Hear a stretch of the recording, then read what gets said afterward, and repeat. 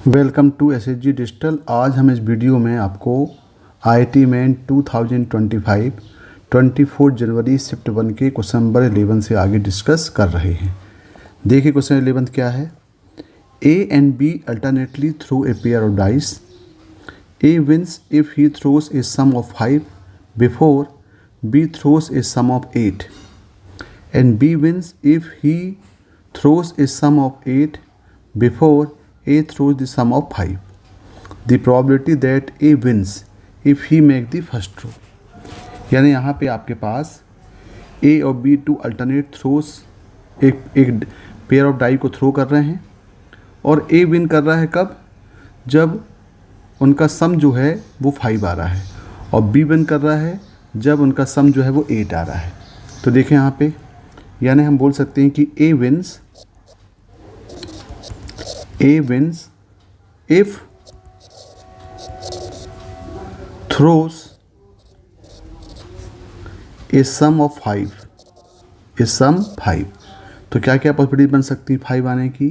ये पॉसिबिलिटीज बन सकती है यहाँ पे 1 4 हो जाए, या ये 4 1 हो जाए, या फिर 2 3 हो जाए, और या फिर 3 और 2 हो जाए।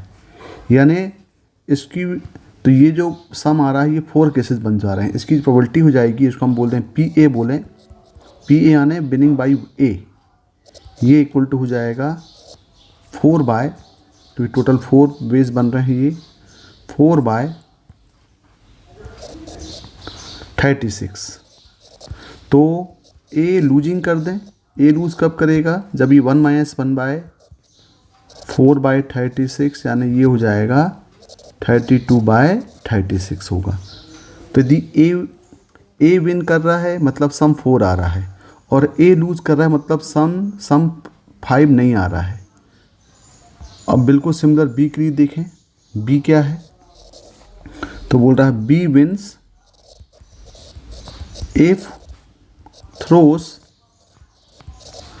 ए सम 8। तो क्या क्या पॉसिबिलिटीज बन सकती हैं 8 आने में। ये हो सकता है 2 और 6 हो सकता है, या फिर 6 और 2 हो सकता है, क्योंकि इसका जो सैम्पल स्पेस आएगा वो तो सैम्पल स्पेस कितना हो जाएगा 36 हो जाएगा टोटल। तो ये 2 6 हो गया, 6 2 हो गया, या फिर ये 3 5 होगा, या फिर ये 5 और 3 होगा, तब सम 8 हो जाएगा, या फिर दोनों डाइस में 4 4 आ जाए। इसको हम बी बोलते हैं, विनिंग बाई बी।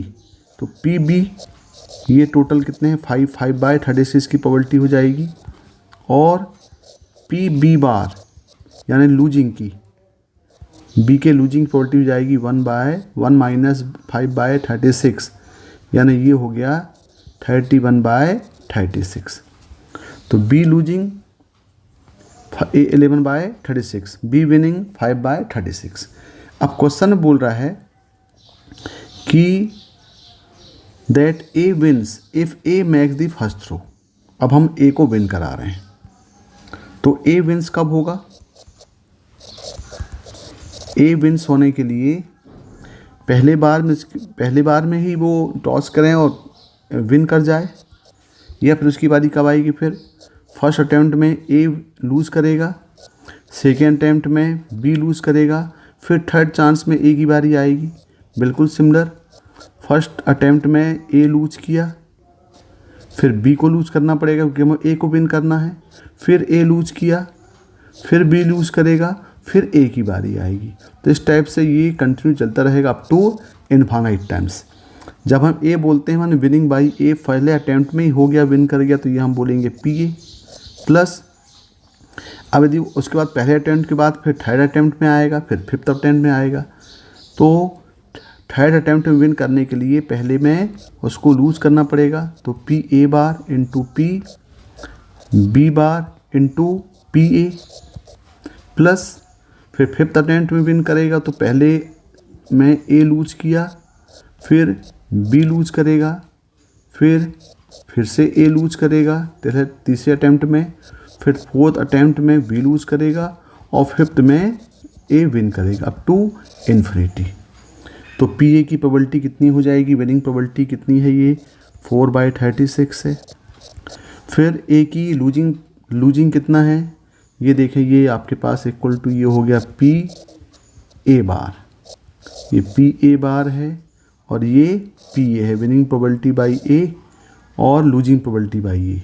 ये हो जाएगी विनिंग प्रोबेबिलिटी बाय बी और लूजिंग प्रोबेबिलिटी बाय बी।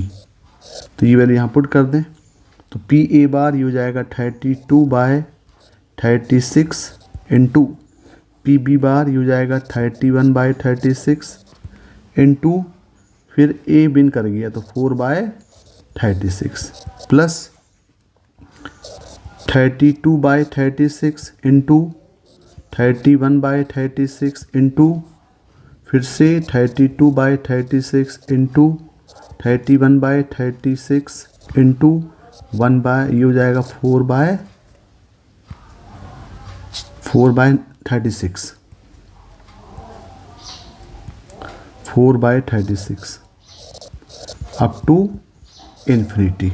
यदि हम इसको अरेंज करें तो देखें ये आपका जीपी बन जा रहा है। तो sum of infinite terms of GP क्या होता है, ये होता है sum infinite terms of GP होता है a/1 माइनस आर, जहाँ पे a होता है फर्स्ट टर्म, r होता है इसका कॉमन रेशो।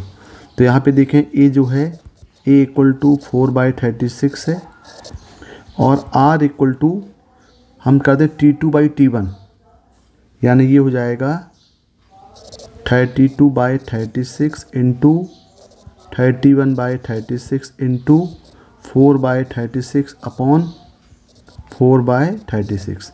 तो ये तो कैंसिल हो गए। इसको हम सॉल्व करेंगे तो ये हो जाएगा आपका 62/81। यहाँ पे लगा दें फार्मूला, तो sum of infinite term equal to हो गया a अपॉन ये भी कैंसिल कर दें 1 और ये कर दें 9, सिम्प्लीफाई कर दें a/1 माइनस आर, तो 1 माइनस 62/81, तो ये इक्वल टू हो जाएगा 1/9 इंटू 81 बाई ये हो जाएगा 19 और ये हो जाएगा 1, ये हो जाएगा 9, यानी क्या आएगा 9/19। तो इसका जो आंसर है ये आंसर आएगा 9/19, यानी ये इसका क्वेश्चन 11 का आंसर 2 होगा। Question number 12, consider the region r equal to xy, x less equal to y less equal to 9 minus 11/3 x square when x greater equal 0. The area of the largest rectangle of sides parallel to the coordinate axis and inscribed in R is। तो यहाँ पे दो curve दिए गए हैं, एक दिए गए हैं y इक्वल टू x, यहाँ जो कर्व आपके पास दिए गए हैं इस क्वेश्चन में ये है, एक दिया है y इक्वल टू x और दूसरा कर्व दिया हुआ है y equal to 9 minus 11/3 x square. तो ये तो एक स्ट्रेट लाइन है जो ओरिजिन से पास होगी। अब इस कर्व को हम देख दीजिए, हम इसको अरेंज करें तो ये y इक्वल टू हो जाएगा y equal to 9 minus 11/3 x square है, तो इसको हम अरेंज करके लिखें y माइनस 9 कर दें, इसको बेटर होगा। इसको लिख दें y माइनस 9 और यहाँ पे कर दें माइनस 3/11, ये इक्वल टू हो गया ये x स्क्वायर, मतलब एक डाउनवर्ड पैराबोला बन गया ये। तो ये बना आपका डाउनवर्ड पैराबोला जिसके वर्टेक्स जो हैं ये वर्टेक्स हो गए 0 और 9। तो देखें पहले इसका हम एक फिगर बनाते हैं। तो फिगर कैसा बनेगा, कोऑर्डिनेट एक्सिस ले लें पहले यहाँ पे हम, और एक पैराबोला दिया हुआ है डाउनवर्ड पैराबोला, ये डाउनवर्ड पैराबोला है। इसका जो वर्टेक्स है ये वर्टेक्स है 0 और 9 और यहाँ पे लाइन दी है y इक्वल टू x, तो ये हम ले लेते हैं y इक्वल टू x, ये ओरिजिन पॉइंट हो गया 0 0, ये y इक्वल टू x हो गया, y equal to x square. अब देखें क्वेश्चन क्या बोल रहा है, the area of the largest rectangle of sides parallel to the coordinate axis and intersect in R is. यानी आपको निकालना है एक लार्जेस्ट, आपको रेक्टेंगल बनाना है जिसकी जो साइड्स हैं पैरेलल टू कोऑर्डिनेट एक्सिस है। तो पैरेलल टू कोऑर्डिनेट एक्सिस मतलब यहाँ पे हम ले लें तो एक ये हम ले लें साइड, एक साइड ये ले लें, ये पैरेलल टू एक्स एक्सिस हो गया, और ये ले लें पैरेलल टू वाई एक्सिस। ये हम एक रेक्टेंगल ले रहे हैं भाई, ये रेक्टेंगल ले रहे हैं। देखें इस रेक्टेंगल में मान लें ये पॉइंट ए है, ये पॉइंट बी ले लें, ये सी और ये डी। तो हमें ये जो रेक्टेंगल बना, इस रेक्टेंगल का लार्जेस्ट एरिया हमको निकालना है। तो हम एक काम करते हैं, यहाँ पे ए और बी हम एक पॉइंट चूज़ कर लें। तो मान लेते हैं taking any point on y equal to X, यहाँ पे हम ले रहे हैं y इक्वल टू एक्स में। तो ये पॉइंट हम ले लें, a मान लें इसको, तो ये t और t ले लें। मतलब ये पॉइंट को हम ले लिए t और t। जब इसको t मानेंगे तो इसका भी जो x कोऑर्डिनेट है वो t होगा। तो और on y equal to 9 minus 11/3 X square, दूसरे कर्व में हम पॉइंट ले रहे हैं b। तो यदि हम x इक्वल टू टी लें तो y क्या होगा 9 माइनस 11/3 और ये टी स्क्वायर। यानी ये जो पॉइंट t है, ये पॉइंट b है, ये हो जाएगा t और यहाँ हो जाएगा 9 माइनस 11/3 टी स्क्वायर। तो ये a और b के पॉइंट्स आपको मिल गए। अब देखें यहाँ पे, अब हम निकालते हैं एरिया ऑफ ट्रायंगल ABC। इसका एरिया को लार्जेस्ट बताना है। तो यहाँ पे देखें एरिया ऑफ रेक्टेंगल ABCD,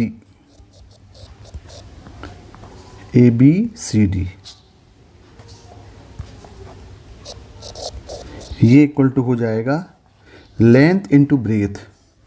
तो देखें यहाँ पे इसकी जो लेंथ है, ये लेंथ हम t मान लें, ये ब्रेथ इसको t मान लें, तो लेंथ कितनी हो जाएगी। लेंथ यहाँ पे यदि हम AB निकालें तो देखो भाई AB कितना हो जाएगा। AB को हम बोलें तो ये टोटल लेंथ आपके पास, ये टोटल लेंथ कितनी दी गई है, ये है 9 माइनस 11/3 टी स्क्वायर, और ये जो लेंथ है ये t है। तो टोटल जो AB हो जाएगा, ये AB इक्वल टू मिल जाएगा 9 माइनस 11/3 टी स्क्वायर और माइनस t हो जाएगा ये। तो इसका एरिया हो जाएगा AB इंटू AD। तो यहाँ पे AB हो जाएगा 9 minus 11/3 T square minus t और इंटू ब्रेथ, यानी ये हो जाएगा आपका t। तो एरिया A इक्वल टू हो गया। यहाँ पे इसको पूरा सिंप्लीफाई करें तो ये A इक्वल टू मिल गया 90 minus 11/3 T cube minus T square. अब देखें भाई, अब ये हमें इसको क्या बताना है, लार्जेस्ट रेक्टेंगल एरिया बताना है, area of the largest rectangle. यानी हमें इसको मैक्सिमाइज़ करना पड़ेगा, मिनिमाइज़ करना पड़ेगा। तो इसमें हम लगा दें मिनिमम मैक्सिमा कंडीशन।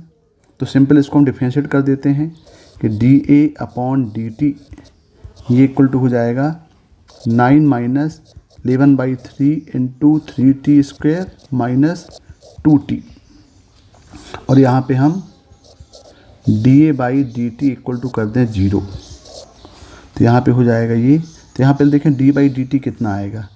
तो यहाँ पे dA/dt इक्वल टू ये हो जाएगा, यहाँ से यदि हम माइनस कॉमन ले लें तो ये 3 और 3 तो कैंसिल हो गए, ये आ गया 11t square plus 2t minus 9।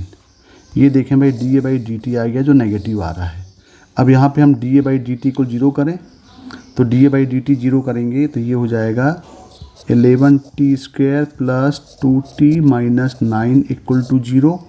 इसको फैक्टराइज करेंगे तो ये हो जाएगा 11t square plus 11t minus 9t minus 9 equal to 0, और ये हो जाएगा 11t, ये हो जाएगा t प्लस 1 और माइनस 9, ये हो जाएगा t प्लस 1 इक्वल टू 0। तो यहाँ पे t इक्वल टू आ जाएगा -1 और t इक्वल टू आएगा 9/11। देखिए t की 2 वैल्यू आपको यहाँ पे मिल गई। अब यहाँ पे हम लगाते हैं, इसमें बनाते हैं ग्राफिकली इसको। देखें यदि हम इसका साइन स्कीम अप्लाई करें, साइन स्कीम अप्लाई करेंगे तो यहाँ पे क्या आएगा, देखें ये पॉइंट है -1 और ये पॉइंट है 9/11। तो इंटरवल बनेंगे 1, 2 और 3, यानी ये हो जाएगा पॉजिटिव, नेगेटिव और पॉजिटिव। किसके लिए बना रहे हैं, dA/dt के लिए बना रहे हैं। लेकिन आप देख रहे हैं dy/dt का आउटपुट जो है ये नेगेटिव दिया है।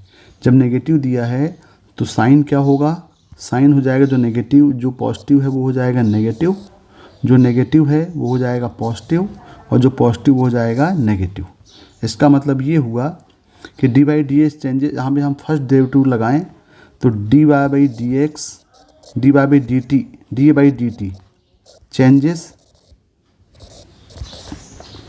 Negative to positive, negative to positive. So जब हमें मैक्सिमाइज़ करना है तो यहाँ पे हम क्या करते हैं, ये जो है ये आपका ये नेगेटिव पॉजिटिव हटा दें तो ये नेगेटिव हो जाएगा, ये टोटल नेगेटिव हो गया, ये हो गया पॉजिटिव और ये हो गया नेगेटिव। मतलब ग्राफ आपका इस टाइप से ग्राफ बन गया भाई, ये ग्राफ बन गया, इस टाइप से ग्राफ बनाइए। तो हम देख रहे हैं कि ये dy/dx changes from positive to negative at t equal to 9/11। t equal to 9/11 में इसका मतलब क्या हुआ कि मैक्सिमम होगा, maximum at t equal to 9/11 में क्या होगा, ये मैक्सिमम होगा। और एरिया क्या है हमारे पास, a इक्वल टू था 90 माइनस 11/3 t³ माइनस t², ये एरिया था। अब इसको मैक्सिमम कर दें तो maximum of a at t equal to 9/11। तो यहाँ पे पुट कर दें हम 9/11, तो ये हो जाएगा 9 इंटू 9/11 माइनस 11/3 9/11 का क्यूब माइनस 9/11 का स्क्वायर। तो ये इक्वल टू हो गया, यहाँ से हम 9/11 यदि कॉमन ले लें तो हो जाएगा 9 माइनस 11/3 इंटू 9/11 इंटू 9/11 और माइनस 9/11। तो ये पूरा हम सॉल्व करेंगे। देखो 11 कैंसिल होगा, ये 3 और 3 हो गया, यानी यहाँ से हम यदि 9/11 का एलसीएम ले लें तो एलसीएम कितना आ जाएगा, ये 11 हो जाएगा। ये हो जाएगा 99 माइनस 27 माइनस 9। इस पूरे को सॉल्व करेंगे तो ये आएगा 567 अपॉन 121। तो इसका आंसर क्या होगा, इस रेक्टेंगल का मैक्सिमम एरिया होगा 567/121, यानी ये आएगा आंसर थर्ड में। तो 12 का आंसर 3 होगा। Question number 13, the area of the region xy such that x² plus 4x plus 2 less than equal to y less than equal to mod of x plus 2 is equal to, हमें इन दोनों का bounded area निकालना है। तो इसमें दो curve दिए गए हैं, एक दिया हुआ है y equal to x² plus 4x plus 2 और दूसरा कर्व दिया हुआ है ये y equal to mod of x plus 2।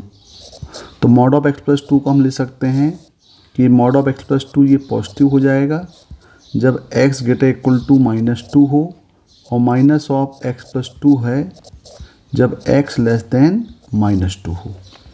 तो पहले हम इस कर्व को सॉल्व करते हैं। तो ये बन जाएगा आपको y equal to x² plus 4x plus 2। यहाँ पे हम क्या करें, यहाँ पे हम +2 और -2 कर देते हैं। तो क्या बन जाएगा, ये बन जाएगा y equal to x plus 2 का होल स्क्वायर -2। तो ये बन जाएगा x प्लस 2 का whole square equal to y plus 2। तो ये एक पैराबोला बन गया, ये एक अपवर्ड पैराबोला बना जिसके वर्टेक्स जो हैं ये वर्टेक्स हो जाएंगे -2 और -2। अब हम दोनों कर्व को आपस में सॉल्व करते हैं ताकि दोनों के पॉइंट ऑफ इंटरसेक्शन निकाल लें। तो देखें यहाँ पे y इक्वल टू दिया हुआ है x square plus 4x plus 2 और यहाँ पे y इक्वल टू है मॉड ऑफ x प्लस 2। तो दोनों कर्व को हम कंबाइन करेंगे तो ये कर्व बन जाएगा mod of x plus 2 equal to X square plus 4x plus 2। तो यहाँ पे पहले हम कर लेते हैं कि x must be greater equal to -2 यदि हुआ तो ये जो मॉड x प्लस 2 है ये हो जाएगा पॉजिटिव, मतलब यहाँ हो जाएगा x plus 2 equal to X square plus 4x plus 2। इसको हम सॉल्व करेंगे तो ये हो जाएगा, यहाँ से 2 कैंसिल हो गया, मतलब ये हो गया X square plus 3x equal to 0। तो x इक्वल टू आएगा 0 और x इक्वल टू आएगा -3। लेकिन यहाँ बोल रहा है कि x must be greater equal to -2, तो यहाँ पे हम एक्सेप्ट करेंगे x इक्वल टू 0, यहाँ पे आ गया। दूसरा केस देखें, यदि यहाँ पे हम लेते हैं कि x जो है लेस देन -2 हुआ तो ये मोड हो जाएगा negative, minus of x plus 2 equal to X square plus 4x plus 2। तो ये बन जाएगा एक्स स्क्वायर प्लस ये हो जाएगा 5x प्लस 4 इक्वल टू 0। तो इसके फैक्टर्स बन जाएंगे x प्लस 4 और x प्लस 1 इक्वल टू 0। तो यहाँ जाएंगे x इक्वल टू क्या मिलेगा -4 और -1, यानी यहाँ बोल रहा है x लेस देन -2 बोल रहा है। इसका मतलब यहाँ पे हम एक्सेप्ट करेंगे x इक्वल टू -4। तो जब x इक्वल टू 0 है तो हम y इक्वल टू निकाल सकते हैं, तो दोनों की पॉइंट ऑफ इंटरसेक्शन आपको मिल जाएंगे। ये हम दोनों ग्राफ बना लें। यदि हम इसका ग्राफ बनाएं यहाँ पे तो देखें भाई ग्राफ कैसा बनेगा। ये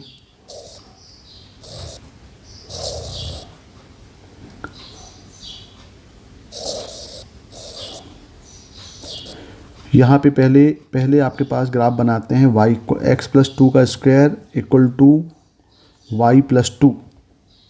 तो इसके जो वर्टेक्स हैं ये वर्टेक्स मिलेंगे -2 और -2, ये पॉइंट हो जाएगा -2 और -2। और दूसरा बोल रहा है ये मॉड ऑफ x प्लस 2। तो मॉड ऑफ x प्लस 2 अगर आपको मालूम है डायरेक्ट क्या हो जाएगा, यहाँ पे आपके पास पॉइंट -2 से एक भी शेप देगा, ये शेप बनता है, ये हो जाएगा नेगेटिव। तो y इक्वल ये हो जाएगा positive, y equal to X plus 2 और ये हो जाएगा y equal to minus of X plus 2। तो यहाँ से हम भी शेप बना दें, यानी ये जो पॉइंट है ये आपका -2 होगा, -2 0। यहाँ से हम भी शेप करें, यहाँ से भी शेप करेंगे तो शेप हो जाएगा आपका ये पार्ट जाएगा और एक पार्ट ये जाएगा, ये हो जाएगा y equal to X plus 2 और ये हो जाएगा y equal to minus of X plus 2। जब यहाँ पे हम x इक्वल 0 करेंगे तो पॉइंट मिल जाएगा 0 और 2, और जब x इक्वल टू -4 पुट करेंगे तो ये हो जाएगा पॉइंट हो जाएगा -4 और 2। यानी दोनों के जो पॉइंट ऑफ इंटरसेक्शन है, एक पॉइंट ये मिलेगा, ये पॉइंट हो जाएगा 0 और 2 और ये पॉइंट हो जाएगा -4 और 2। यानी ये जो पॉइंट होगा ऑन दी एक्सेस ये हो जाएगा -4 और 0। अब हमें निकालना है दोनों का bounded area, area of reason bounded by. तो ये लेस देन इक्वल टू बोल रहा है, मतलब आपको इंटरनली पोर्शन निकालना। तो ये पूरा एरिया हमको निकालना है भाई, ये जो शेडेड पोर्शन दिख रहा है ये एरिया हमको यहाँ पे निकालना है। तो देखिए इसको निकालने के लिए बेटर है कि हम देख रहे हैं कि यहाँ पे कि हम एक लाइन यहाँ पे ड्रा करें। देखो ये लाइन ड्रा कर रहे हैं, तो ये 0 है, ये x इक्वल टू -4 है, x इक्वल टू है ये -2। मतलब ये जो है ये x इक्वल टू -2 के लॉन्ग ये बन रही है सिमेट्रिकल। तो हम क्या करें, तो यहाँ पे हम बोल सकते हैं कि इट इज़ सिमेट्रिक अलोंग, ये हो गई आपको x इक्वल टू -2।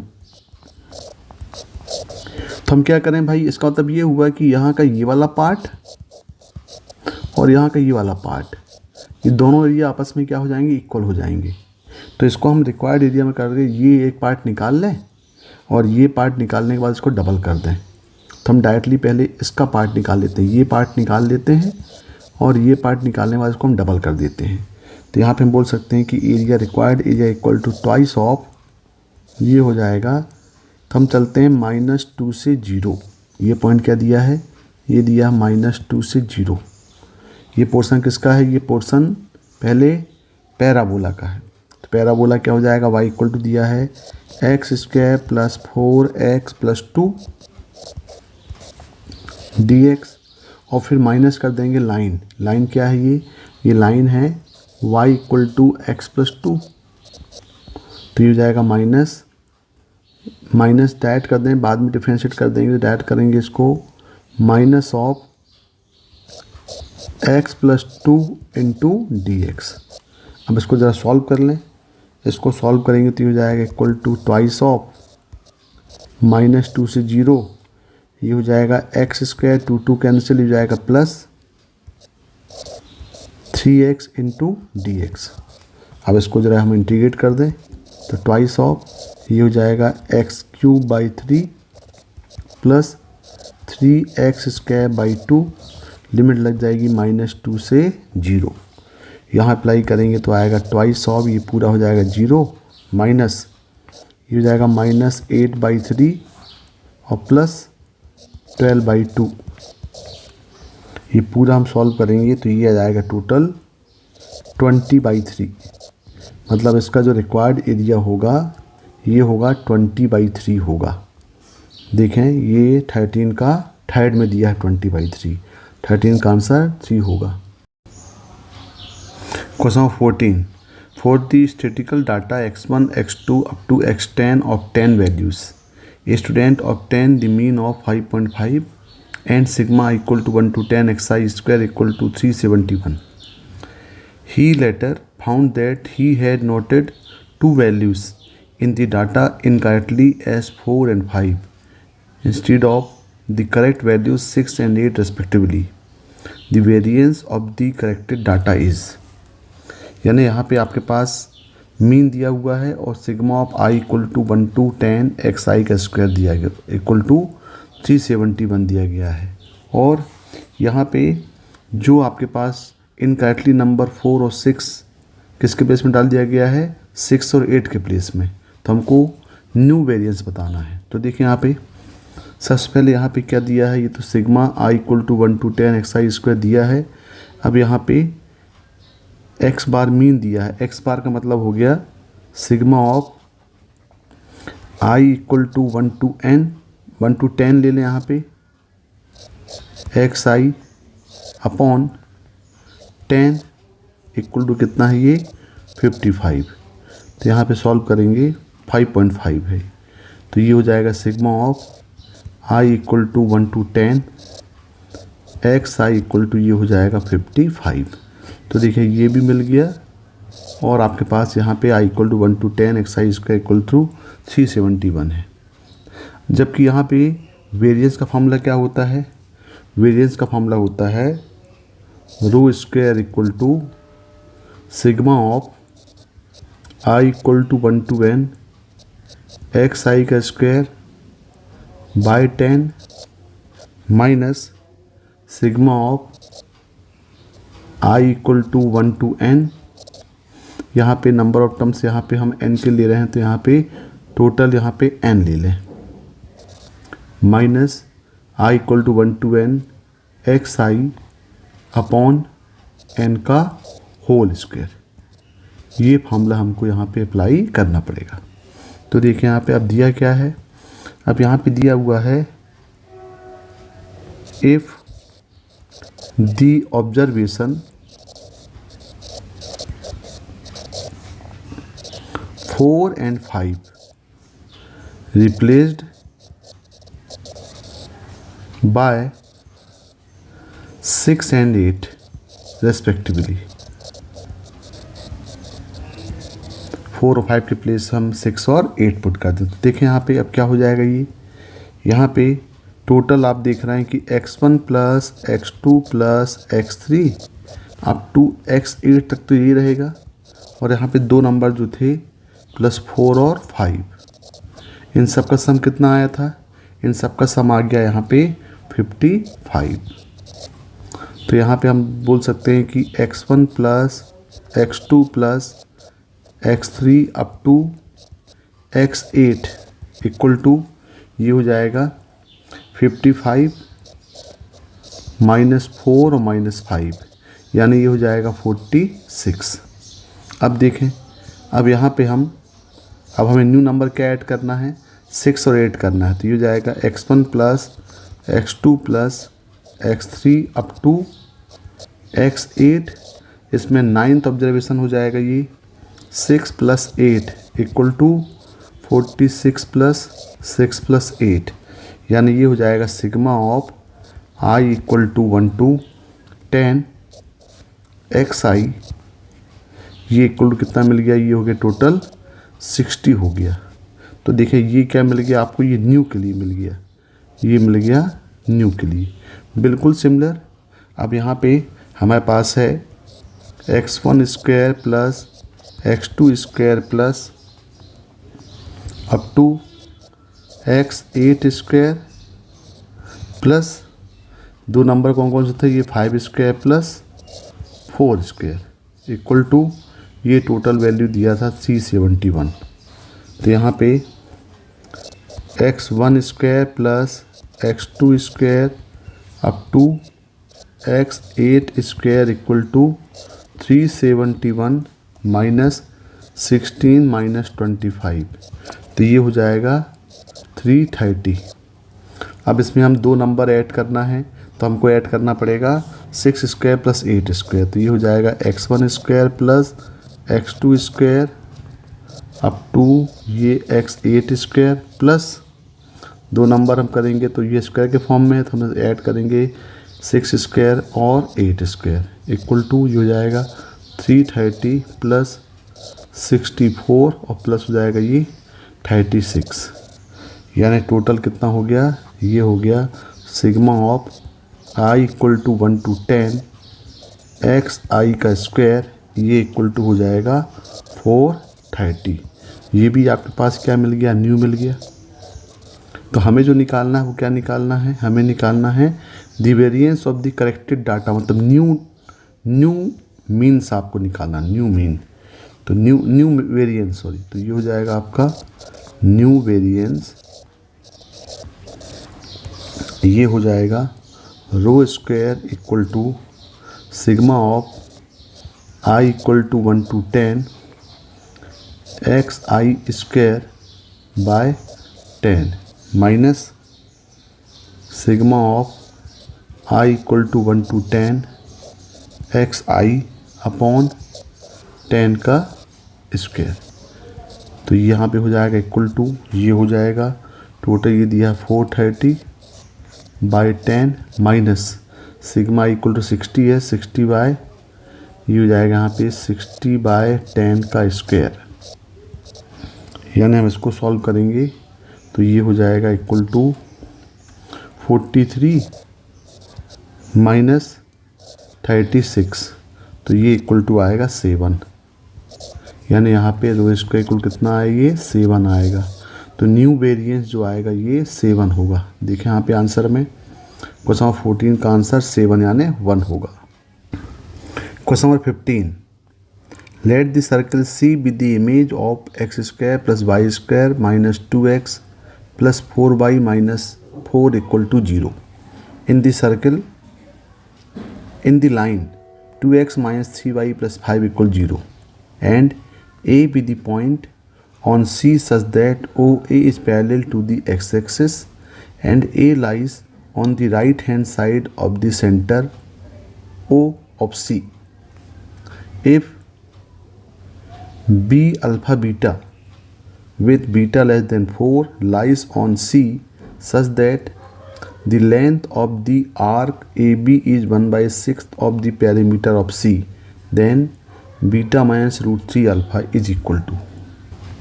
पहले तो हमको इस सर्कल की इमेज निकालनी पड़ेगी along the line 2x minus 3y plus 5 equal 0।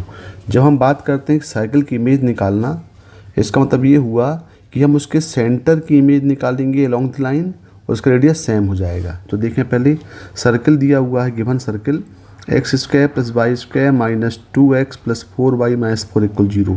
तो इसके जो सेंटर हैं ये सेंटर हो जाएंगे माइनस जी माइनस एफ, यानी ये हो जाएगा ये 1 और माइनस 2, और जो रेडियस है ये हो जाएगी root of G square plus F square minus सी।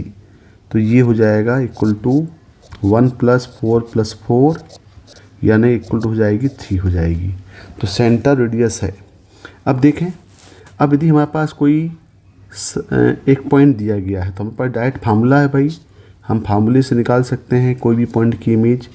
मान लो बात यहाँ पे हमने मान लिया पॉइंट x1 और y1 है, और हम इसकी इमेज निकालेंगे along the line ax plus by plus c equal to 0।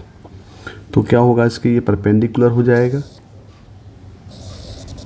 ये पॉइंट हम m लेते हैं, इसको बोलते हैं फोटो परपेंडिकुलर, और इसकी इमेज यहाँ पे p डैश, ये हम मान लें पॉइंट x और y है। तो डायरेक्ट हमारा ये इसके परपेंडिकुलर होगा, तो p से m की लेंथ और p डैश से m की लेंथ आपस में इक्वल हो जाएगी। तो डायरेक्ट हम p डैश का कोऑर्डिनेट निकालने के लिए फार्मूला यूज़ करते हैं x minus x1 by a equal to y minus y1 by b equal to -2 ax1 plus by1 plus c upon a square plus b square. तो इस फार्मूले से हम यूज़ करके डायरेक्टली p की इमेज यहाँ पे निकाल सकते हैं। तो इस पर्टिकुलर क्वेश्चन में क्या है, हमारे पास एक सर्कल दिया हुआ है, गिवन सर्कल। इस गिवन सर्कल का जो सेंटर है, ये सेंटर कितना है, ये सेंटर ये 1 और -2 है, और इसकी जो रेडियस है ये रेडियस 3 है।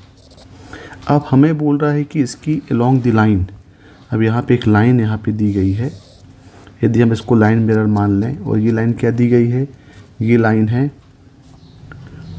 2x minus 3y plus 5 equal to 0। तो हमें इसकी इमेज निकालना है सर्कल की। तो इमेज सर्कल की इमेज सर्कल ही होगी, यानी ये जो सेंटर C है, तो यहाँ पे हम इसका सेंटर C1 की इमेज निकालना है, C की इमेज निकालना है C1, और रेडियस तो सेम ही रहेगी। तो इसका इसी को बोला है C, बोला है C क्वेश्चन में।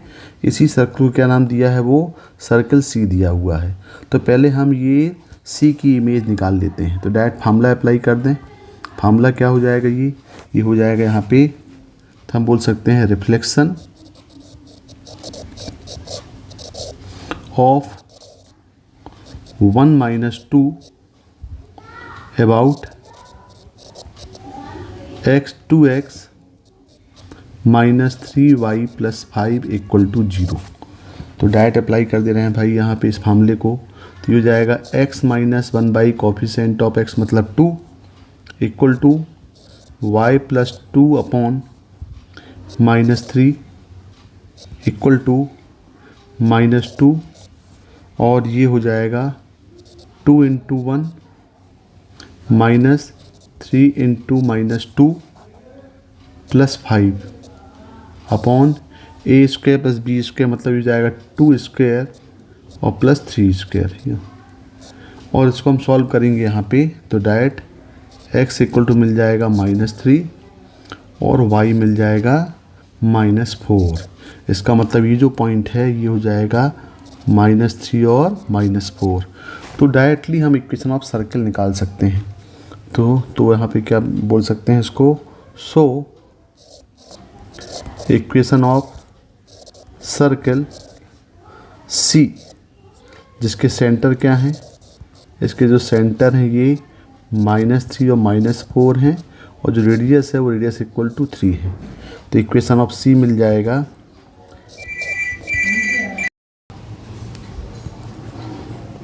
3 का square plus y plus 4 square equal to 9। ये इक्वेशन ऑफ सर्कल मिल गया, C मिल गया। अब देखें भाई नेक्स्ट पार्ट क्वेश्चन का क्या बोल रहा है। नेक्स्ट पार्ट बोल रहा है कि and A be the point on C such that OA is parallel to x axis. यानी यदि हम यहाँ पे सर्कल एक सी का सर्कल डायग्राम बनाएं, ये सर्कल सी हो गया, इसके सेंटर हो गए ये पैरेलल टू एक्स एक्सिस मान लें, ये सेंटर हो गए -3 और 4, ये पॉइंट हम ये सेंटर हो गया ओ मान लें इसको। अब देखें यहाँ पे क्या बोल रहा है, A lies on the right hand side of centre O is C. इसके राइट हैंड साइड जो है, ये इसके राइट हैंड साइड है ओ के पॉइंट ए, तो इसके राइट हैंड साइड का मतलब ये हो गया कि ये रेडियस हो जाएगा, तो ये जो है डिस्टेंस 3 है, तो पॉइंट ए यहाँ पे है, तो ए पॉइंट हो जाएगा ये -6 और 4 हो जाएगा। और and B alpha beta with beta less than 4 lies on C such that length of the arc length A B equal to 1/6 of the perimeter of C. यानी आपका जो पॉइंट बी है वो यहाँ पे होगा, यहाँ पे बी हो गया, ये दिया है अल्फ़ा और बीटा। तो देखिए यहाँ पे, तो ये आपके पास ये हो गया, और यहाँ पे ये हम ए बी की लेंथ निकाल, ए बी की लेंथ दिया हुआ है। तो देखिए यहाँ पे अब लेंथ ऑफ ए बी कितना दिया हुआ है, length of A B equal to 1/6 of perimeter of the circle. तो पेरीमीटर ऑफ द सर्किल मतलब हो गया, पेरीमीटर हो जाएगा इसका 2πr, और यहाँ पे r इक्वल पुट करेंगे हम 3। तो लेंथ ऑफ ए बी, तो लेंथ ऑफ ए बी क्या होता है, लेंथ ऑफ ए बी जो है, लेंथ ऑफ आर्क होता है r और थीटा, ये होता है r और थीटा। तो ये हो जाएगा यहाँ पे r theta equal to 1/6 2πr, तो यहाँ से r कैंसिल हो गए, तो थीटा इक्वल टू यहाँ पे मिल गया, ये मिल गया π/3 मिल गया। इसका मतलब ये जो एंगल है, ये पूरा एंगल ये हो जाएगा π/3। अब यदि हम इस O से इस लेंथ ए बी में परपेंडिकुलर लाइन ड्रा करें, तो इसको ये बाइसेक्ट कर देगा, ये पॉइंट M मान लें, तो ये दोनों इक्वल हो जाएंगे, B से M का डिस्टेंस और M से A का डिस्टेंस। तो ये जो एंगल है, ये एंगल हो जाएगा π/6। अब यदि हम इस यहाँ से एक ट्रायंगल ले लें, यहाँ से हम एक ट्रायंगल ले लें, यहाँ पे देखिए, यहाँ पे ये M है, ये 90 डिग्री है, ये सेंटर O हो गया, और ये पॉइंट B। तो ये जो एंगल है, ये एंगल है π/6, और ये OB तो रेडियस हो जाएगी 3, ये रेडियस मान लेते हैं 3। तो यहाँ पे यदि हम निकालें, तो यहाँ पे देखो cos π/6 इक्वल टू हो जाएगा ये Bm/3, यानी यहाँ पे Bm इक्वल टू हो जाएगा 3√3/2, और यहाँ पे Bm और Am दोनों इक्वल हो जाएंगे, क्योंकि अब यहाँ पे देखें, ये Bm जो है वो AB का मिड पॉइंट होगा, तो यहाँ पे Bm इक्वल टू Am, ये इक्वल टू हो जाएगा 3√3/2। तो लेंथ ऑफ जो AB है, ये length of AB equal to हो जाएगा, ये हम लिख सकते हैं इसको Bm प्लस MA, यानी ये हो जाएगा 3√3/2 प्लस 3√3/2। तो यहाँ पे देखें कि लेंथ ऑफ AB जो है, इसकी लेंथ हो जाएगी 3√3 हो जाएगी। देखिए एक चीज़ यहाँ मिल गई, इसकी टोटल लेंथ कितनी हो गई, ये 3√3 हो गई। यानी जो AB इक्वल टू दिया हुआ है, ये हो गया 3√3। तो लगा दें भाई AB बीच का डिस्टेंस फार्मूला, ये हो जाएगा अल्फ़ा प्लस 6 का स्क्वायर प्लस बीटा प्लस -4 का स्क्वायर। तो ये हो जाएगा alpha plus 6 square plus beta -4 square equal to 27। ये इक्वेशन नंबर 1 हो गया। और देखें जो अल्फ़ा बीटा है, ये अल्फ़ा बीटा जो है, ये सर्कल C में लाई कर रहा है, तो C का इक्वेशन ये है, मतलब ये C के इक्वेशन को अल्फ़ा बीटा सेटिस्फाई करेगा। तो यहाँ पे हम बोल सकते हैं कि C का इक्वेशन क्या है, C का इक्वेशन है x प्लस 3 का स्क्वायर प्लस y प्लस 4 का स्क्वायर इक्वल टू 9। यहाँ पे हम सेटिस्फाई करा दें अल्फ़ा और बीटा, तो ये हो जाएगा alpha plus alpha plus 3 square plus beta plus 4 square equal to 9। ये क्वेश्चन नंबर 2 हो गया। अब देखो यहाँ पे दोनों क्वेश्चनों को सॉल्व करें तो ये देखो यहाँ पे बीटा -4 आ रहा है, यहाँ पे बीटा प्लस 4 आ रहा है, मतलब यहाँ कुछ गड़बड़ी हो गई है। ओहो, यहाँ पे गड़बड़ी ये हुई है कि यहाँ पे ये 4 होगा भाई, यहाँ पे ये 4 होगा तो यहाँ पे क्या हो जाएगा, ये माइनस होगा। देखो हमने इसका सेंटर सही लिया -3 और 4, लेकिन इक्वेशन गड़बड़ कर दिया था, तो ये यहाँ पे हो जाएगा ये माइनस, यहाँ पे माइनस हो जाएगा और यहाँ पे माइनस हो जाएगा। तो देखें यहाँ पे ये हो गया माइनस, ये भी माइनस। अब हम 1 - 2 कर दें, यहाँ पे 1 - 2 कर देंगे तो बीटा -4 का स्क्वायर कैंसिल आउट हो जाएगा और यहाँ हो जाएगा alpha plus 6 square minus alpha plus 3 square equal to 18। यहाँ पे हम लगाते हैं a माइनस बी और a प्लस बी का फॉर्मूला, तो ये जाएगा 2 अल्फ़ा प्लस 9 और इंटू 3 इक्वल टू 18, यानी यहाँ पे हो गया 2 अल्फ़ा प्लस 9 इक्वल टू 6 और यहाँ पे मिल गया अल्फ़ा इक्वल टू -3/2। देखो अल्फ़ा मिल गया। अब हम निकाल लें बीटा। अब बीटा निकालने के लिए अल्फ़ा की वैल्यू पुट कर देते हैं इक्वेशन नंबर 1 में। तो फ्रॉम इक्वेशन 1 ये हो जाएगा अल्फ़ा मतलब -3/2 plus 6 square plus beta -4 square equal to 27। अब इसको सॉल्व करेंगे तो यहाँ पे हो जाएगा ये हो जाएगा -3/2 प्लस 6 हो गया, तो ये हो जाएगा बीटा -4 का स्क्वायर इक्वल टू 27 माइनस ये हो गया 81/4। तो बीटा -4 का स्क्वायर ये इक्वल टू मिल गया 27/4। तो देखें यहाँ पे, तो ये हो गया beta -4 equal two plus minus 3√3/2, दोनों तरफ स्क्वायर रूट ले लिए हम। अब यहाँ पे बीटा इक्वल टू मिला प्लस माइनस 3√3/2 और ये +4। अब देखिए यहाँ पे हम क्या लेंगे, हम यहाँ पे माइनस साइन ले लें क्योंकि हमको चाहिए बीटा ग्रेटर देन 4 चाहिए। तो बीटा इक्वल टू हम ले लें यहाँ पे 4 माइनस 3√3/2, ये बीटा की वैल्यू मिल गई। अब हमारे पास क्वेश्चन में क्या दिया हुआ है, क्वेश्चन में दिया हुआ है हमको निकालना है वैल्यू ऑफ बीटा -√3 अल्फ़ा। तो देखिए यहाँ पे बीटा -√3 अल्फ़ा, तो बीटा कितना है, बीटा है 4 माइनस 3√3/2, यहाँ पे /2 है और -√3 अल्फ़ा की वैल्यू कितनी दिया है -3/2,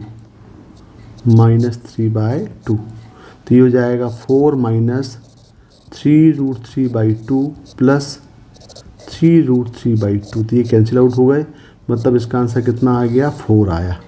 थोड़ा लेंदी क्वेश्चन है ये, तो देखें क्वेश्चन नंबर 15 का आंसर कितना आ गया, ये 4 आ गया। Question number 16, for some n not equal to 10 let the coefficients of 5th, 6th and 7th term in the binomial expansion of 1 plus x power n plus 4b and ap, then the largest coefficient in the expansion of 1 plus x raised to power n plus 4 is, यानी हमें इसका largest coefficient निकालना है जबकि ये 5th, 6th और 7th term of the expansion of 1 plus x power n plus 4 are in AP। तो देखिए हमें मालूम है कि कोई एक्सपेंशन यदि आपके पास दिया हुआ है x plus y की पावर n, तो इसका जो जनरल टर्म होता है ये होता है TR+1 equal to n combination r x raise to power n minus r और y की पावर r। तो ये हम कॉन्सेप्ट लेके चलते हैं। यहाँ पे जो एक्सपेंशन दिया हुआ है ये दिया हुआ है 1 plus x power n plus 4, तो इसका जो आर टर्म इसका tr+1 टर्म हो जाएगा, ये होगा n+4 combination r 1 n+4 minus r और x⁻r। तो अब हमें निकालना है इसका 5th 6th और 7th। तो 5th टर्म्स के लिए हम यहाँ पे पुट करेंगे r = 4। तो यहाँ पे मिलेगा 5th टर्म t5 हो जाएगा ये, इसके कोफिशिएंट्स हो जाएंगे n+4 कॉम्बिनेशन 4। r = हम 5 पुट करेंगे तो यहाँ पे मिलेगा 6th टर्म, ये हो जाएगा कोफिशिएंट, ये हो जाएगा n+4 कॉम्बिनेशन 5। और r = हम 6 पुट करेंगे तो मिलेगा 7th टर्म। तो कोफिशिएंट ऑफ 7th टर्म हो जाएगा, ये हो जाएगा आपका n+4 कॉम्बिनेशन 6। अब एज पर क्वेश्चन जो दिया हुआ है, ये दिया हुआ है कि n+4 कॉम्बिनेशन 4, n+4 कॉम्बिनेशन 5 और n+4 कॉम्बिनेशन 6, ये किसमें दिए हैं? RN AP। जब AP में दिया हुआ है तो हमें मालूम है कि जब ABC AP में हो तो 2B = हो जाता है ये A+C। ये कॉन्सेप्ट हम लगा देते हैं यहाँ पे। तो यहाँ पे हो जाएगा twice of n+4 combination 5 = n+4 combination 4 plus n+4 combination 6। अब इसका स्पेंड कर लें। NCR की वैल्यू हमको मालूम क्या होता है? NCR = होता है n⁴ upon r⁴ into n-r⁴। तो इसको स्पेंड कर लिया जाए, यहाँ पे 2 इंटू ये हो जाएगा n+4 अपॉन 5 इंटू n-r करेंगे तो ये हो जाएगा n-1। This one equal to n+4 upon 4 into n⁴ plus n+4 upon 6 into n-2। अब यहाँ पे देखेंगे n+4 तो हम कैंसिल आउट कर दिए सबको। तो यहाँ पे हो जाएगा 2 अपॉन, इसको ले सकते हैं 5 इंटू 4 और ये हो जाएगा n-1 और ये ले सकते हैं इसको n-2 इक्वल टू 1 अपॉन 4, इसको ले सकते हैं यहाँ पे n इंटू n-1 और n-2 equal to 1 upon 6 into 5 into 4 और n-2। तो यहाँ से देखें 4 कैंसिल हो गए, यहाँ से n-2 और n-2। तो यहाँ पे बचा क्या? ये बचा 2 upon 5 into n-1 equal to 1 upon n into n-1 plus 1/30। इसको सिंप्लीफाई करेंगे तो यहाँ मिल जाएगा n² minus 13n plus 30 equal to 0। इसको हम फैक्टराइज करेंगे तो यहाँ पे मिल जाएगा n = 3 और n = 10। लेकिन n ≠ 10 क्वेश्चन में दिया हुआ तो इसको हम रिजेक्ट कर देंगे, मतलब n = कितना आ गया? ये 3 आ गया। तो जब n = 3 हुआ तो जो आपका जो बाइनोमियल एक्सपेंशन है, ये एक्सपेंशन क्या बन गया? ये बन गया 1 + x⁴ दिया हुआ है, तो ये हो गया 7। तो अब हमें देखना है 1 + x⁻7 में जो लार्जेस्ट है, यहाँ पे क्या बोल रहा है? ये बोल रहा है लार्जेस्ट कोफिशिएंट। तो 1 + x⁻7 में अब क्या होगा? इसमें जो नंबर ऑफ टर्म्स होंगे वो 8 होंगे। इसका मतलब मिडिल के जो टर्म्स होंगे वही आपके ग्रेटेस्ट कोफिशिएंट होता है। तो इसका जो ग्रेटेस्ट कोफिशिएंट हो जाएगा, greatest coefficient is middle terms, इसका मिडिल टर्म्स, तो ये हो जाएगा 7 कॉम्बिनेशन 3 या फिर 7 कॉम्बिनेशन 4 और दोनों इक्वल होंगे, यानी 7 कॉम्बिनेशन 3 कॉम्प्लीमेंट्री फॉर्मूले दोनों इक्वल हैं और ये कितना होगा, इक्वल टू 35 होगा। तो इसका जो आंसर है, आंसर कितना आएगा इसका, 35 आंसर आएगा। क्वेश्चन नंबर 16 का आंसर 2 होगा 35। Question number 17, the product of all the rational roots of the equation x square minus 9x plus 11 square minus x minus 4 x minus 5 equal to 3। पहले ये bracket को open किया जाए तो देखें क्या होगा। यहाँ पे हमें निकालना है product of all the rational roots. पहले हम इसके रूट्स निकालते हैं। तो देखें यहाँ पे एक क्वाड्रेटिक दिया हुआ है, मतलब ये बाय क्वाड्रेटिक हो रहा है। तो ये हो जाएगा x square minus 9x plus 11 का स्क्वायर माइनस, इसको ओपन करेंगे तो ये हो जाएगा x square minus 9x plus 20 equal to 3। अब देखें दोनों में जो है वो x square minus 9 x square minus 9 common है, तो इसको मान लेते हैं कि let x square minus 9x equal to t. तो ये हो जाएगा t plus 11 square minus t plus 20 equal to 3। इसको एक्सपेंड कर लें, t square plus 22t plus 121 minus T minus 20 और माइनस 3 इक्वल टू 0। पूरा सॉल्व करेंगे तो ये बन जाएगा t square plus 21t plus 98 equal to 0। अब इसको फैक्टराइज कर लें तो फैक्टराइज जाएगा ये 7 और 9 में फिर जाएगा, ये 7 और 14, 7 14 में ये ब्रेक हो जाएगा। तो यहाँ पे हम सॉल्व करेंगे तो ये हो जाएगा t प्लस 7 हो जाएगा t प्लस 14 इक्वल टू 0, यानी यहाँ पे आ जाएगी t इक्वल टू आएगा -7 और t इक्वल टू आएगा -14। और t की वैल्यू क्या है, t की वैल्यू है एक्स स्क्वायर माइनस 9x। तो ये इक्वेशन बन जाएगा x square minus 9x plus 7 equal to 0। इसको सॉल्व करेंगे तो x इक्वल टू होगा 9 plus minus root of b square मतलब 81 माइनस 4ac मतलब ये 28/2। तो वहाँ पे x इक्वल टू आ जाएगा ये 9 प्लस माइनस रूट 53/2। अब यहाँ पे देखें ये तो आपके पास रूट में आ रहा है, मतलब ये आपका इरेशनल रूट हो गया। इसमें क्या है, इसके रूट्स इरेशनल है, मतलब इसको हम नेगलेक्ट करेंगे। दूसरा देखें t इक्वल दिया हुआ है -4, तो यहाँ पे हम लेके चलें तो ये हो जाएगा x square minus 9x plus 14 equal to 0।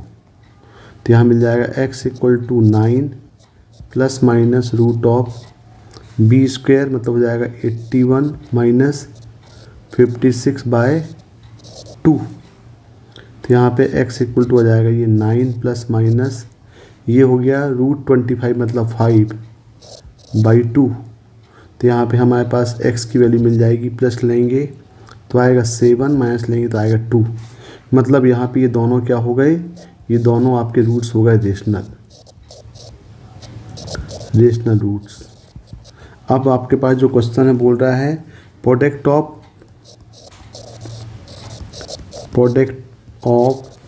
Rational roots. तो हो जाएगा 7 × 2 यानी कितना आएगा ये 14। तो इसका जो आंसर है आंसर होगा 14 आंसर आएगा इसका, 17 का 1। Question number 18, let the line passing through the points -1 2 and 1 and parallel to the line x minus 1/2 equal to y plus 1/3 equal to z/4 intersect the line x plus 2/3 equal to y minus 3/2 equal to z minus 4/1 at the point P. Then the distance of the P from the point Q 4 -5 and 1। तो देखिए पहले दिया हुआ है line passing to the point -1 2 1 in parallel to the given line x - 1/2 equal to y + 1/3 equal to z/4 is. तो क्या होगा भाई, तो देखिए यहाँ पे पासिंग पॉइंट दिया हुआ है, तो इक्वेशन ऑफ लाइन जिसके पासिंग पॉइंट और जिसके डायरेक्शन रेशो यहाँ पे दिया हुआ है 2 3 1, तो इक्वेशन क्या हो जाएगा ये, इसको हम L1 मान लें, तो ये इक्वेशन बन जाएगा x + 1 क्योंकि दोनों के डायरेक्शन रेशो क्या होंगे, सेम होंगे। तो इसके डायरेक्शन रेशो कितने, गिवन लाइन के डायरेक्शन रेशो दिए हैं 2 3 4, तो ये हो जाएगा x + 1/2 equal to y - y1 यानी y - 2/3 इक्वल टू z - 1/4। अब इस लाइन में हम एक पॉइंट मान लेते हैं, तो इसको मान लेते हैं लैम्डा। तो any point on line L1, any point on L1, तो ये हम मान लेते हैं, मान लो ये पॉइंट P मान लेते हैं, तो ये पॉइंट हो जाएगा 2 लैम्डा - 1 3 लैम्डा + 2 और 4 लैम्डा + 1। तो ये पॉइंट P यहाँ पे मिल गए। अब देखो जरा इसको यदि हम फिगर में थोड़ा कन्वर्ट करें, तो यहाँ पे एक लाइन ऑलरेडी आपके पास गिवन है, ये लाइन क्या गिवन है, इसका इंटरसेक्टिंग दिया हुआ है ये, इसको हम L2 मान लेते हैं। तो देखें पहले L2 क्या दिया हुआ है, L2 दिया हुआ है ये है x + 2/3 equal to y - 3/2 equal to z - 4/1। तो यहाँ पे हम इसको व्यू मान के एक पॉइंट यहाँ भी ले लेते हैं भाई, ठीक, एनी पॉइंट ऑन L2, तो ये पॉइंट हम ले लें, क्या हो जाएगा ये 3μ - 2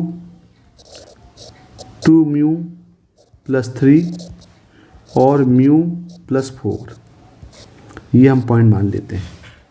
अब देखें यहाँ पे क्या, अब यहाँ पे देखें तो एक लाइन तो आपके पास L2 मिल गई, और यहाँ पे हमने एक लाइन यहाँ पे लिया हुआ है जो गिवन उसके पैरेलल है, तो इसको हमने L1 बनाया हुआ है।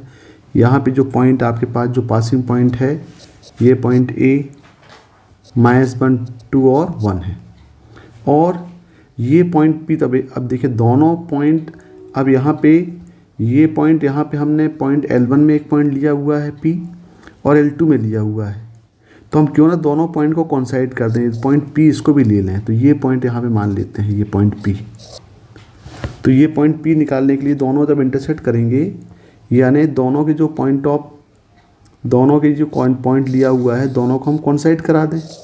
यदि हम दोनों को कोइंसाइड कराएंगे तो वो हो जाएगा इंटरसेक्टिंग पॉइंट्स, तो उसको हम बोल सकते हैं फॉर इंटरसेक्टिंग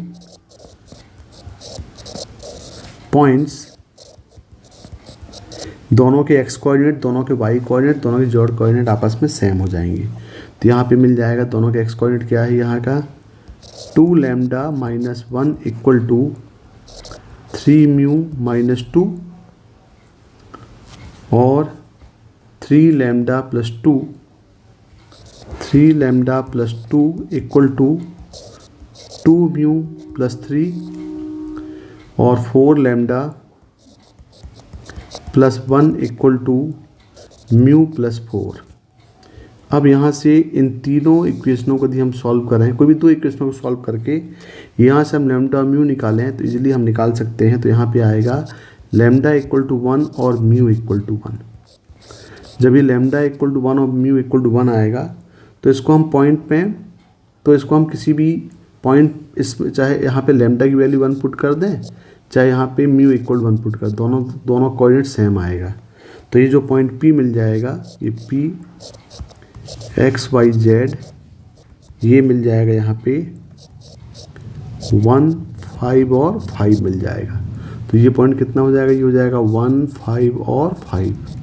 अब अगला पार्ट क्या है क्वेश्चन का, अब जब पॉइंट P मिल गया तो हमें निकालना distance of P from the point Q 4 - 5 1। तो यहाँ पे पॉइंट Q है, ये Q 4 - 5 1 है।